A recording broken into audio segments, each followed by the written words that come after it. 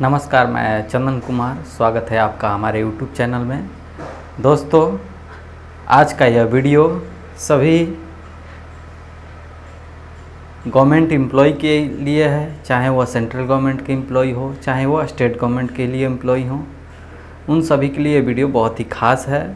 दोस्तों, आज हम बात करेंगे कि अपने अकाउंट को सैलरी अकाउंट में कैसे कन्वर्ट करें, कैसे कन्वर्ट कराएं।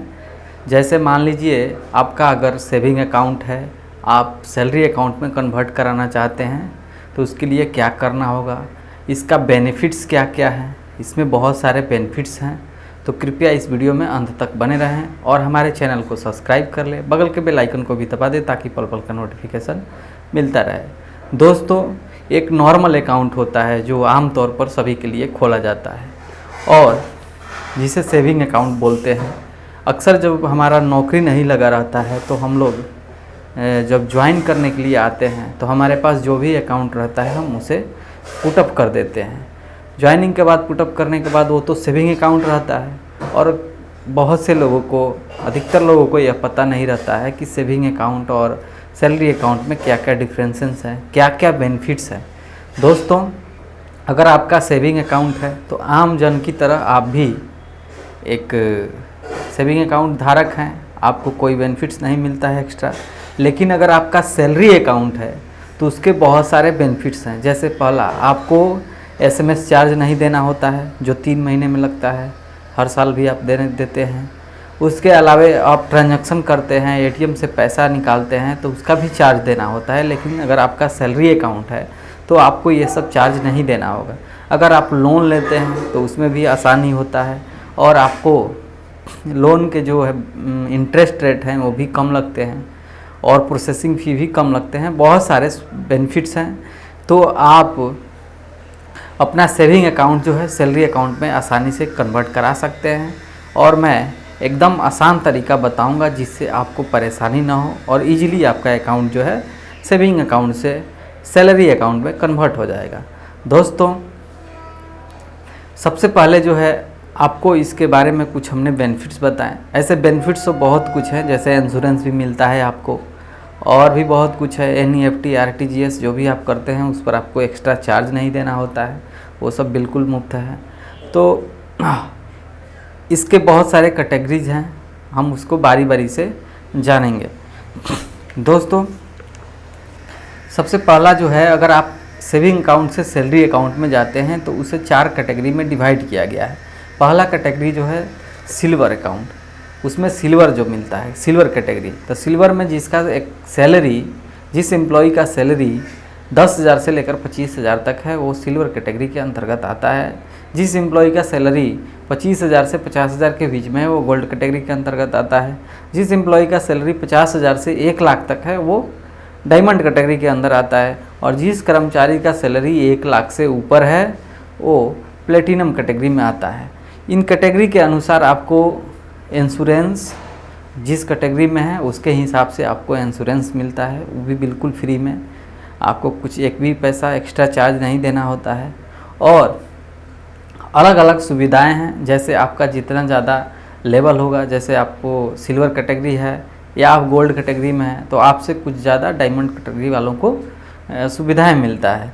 तो दोस्तों, आप देख लेना आप किस कैटेगरी के अंतर्गत आते हैं। उसके बाद ऐसे वीडियो ज़्यादा लंबा ना हो इसलिए मैं जल्दी और शॉर्ट तरीके से बताने का कोशिश कर रहा हूं, क्योंकि फालतू में पूरा बेनिफिट्स को बताना वो ज़्यादा समय लगेगा, लगभग आधा घंटा लग सकता है। इसलिए मैं सोचा जो बेनिफिट्स वाले जो इम्पोर्टेंट पॉइंट है उसी को डिस्कस किया जाए।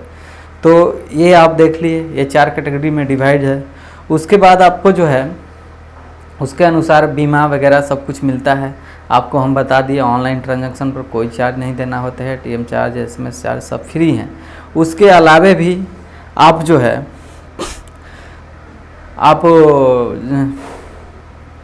लॉकर सुविधा इस्तेमाल करते हैं, उसमें भी आपको 25% तक छूट देखने को मिलता है।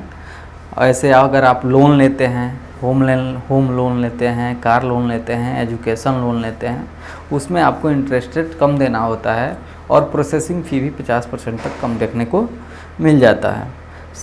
तो इसमें क्या क्या कागजात की ज़रूरत पड़ती है, आप इसे कैसे कन्वर्ट करा सकते हैं। देखिए, सबसे पहला जो काम है, आपको पे स्लिप जो होता है वो 3 से 6 महीने का पे स्लिप होना अनिवार्य है। ये होना अनिवार्य एकदम कंपलसरी है।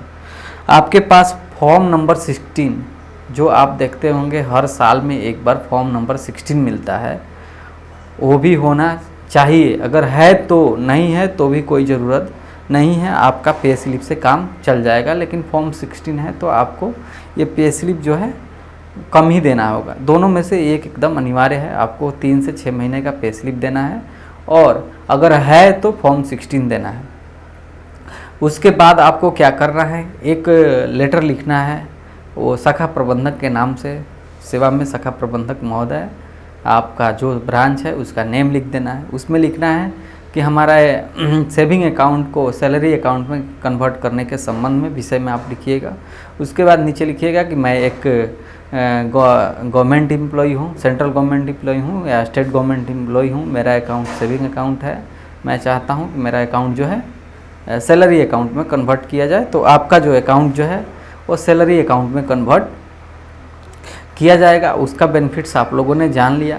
ये देने के बाद, आपको एप्लीकेशन देने के बाद, अगर बैंक वाले चाहें तो 10 मिनट के अंदर भी आपका अकाउंट चेंज हो जाएगा। लेकिन अगर वो देर करते हैं तो 1-2 दिन के अंदर आपका चेंज आसानी से हो जाता है।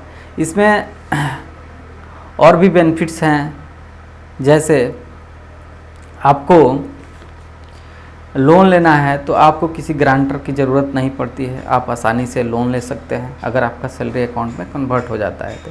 अगर आपका सैलरी अकाउंट में कन्वर्ट नहीं है तो आपसे बहुत सारे प्रूफ मांगते हैं, ये करो वो करो, तो आपको ये सब करने की ज़रूरत नहीं है। आप इजीली अपना अकाउंट सैलरी अकाउंट में कन्वर्ट करा लीजिए। दोस्तों, आशा करते हैं वीडियो आपको समझ में आया होगा, तो कृपया आप हमारे चैनल को सब्सक्राइब कर लें और बगल के बेल आइकन को भी दबा दें ताकि पल पल का नोटिफिकेशन मिलता रहे। हम इसी प्रकार के वीडियो अपने चैनल पर लाते रहते हैं। अगर अधिक जानकारी के लिए हमें कमेंट बॉक्स में भी पूछ सकते हैं, जो डाउट हो आप हमें कमेंट करके पूछ सकते हैं। धन्यवाद।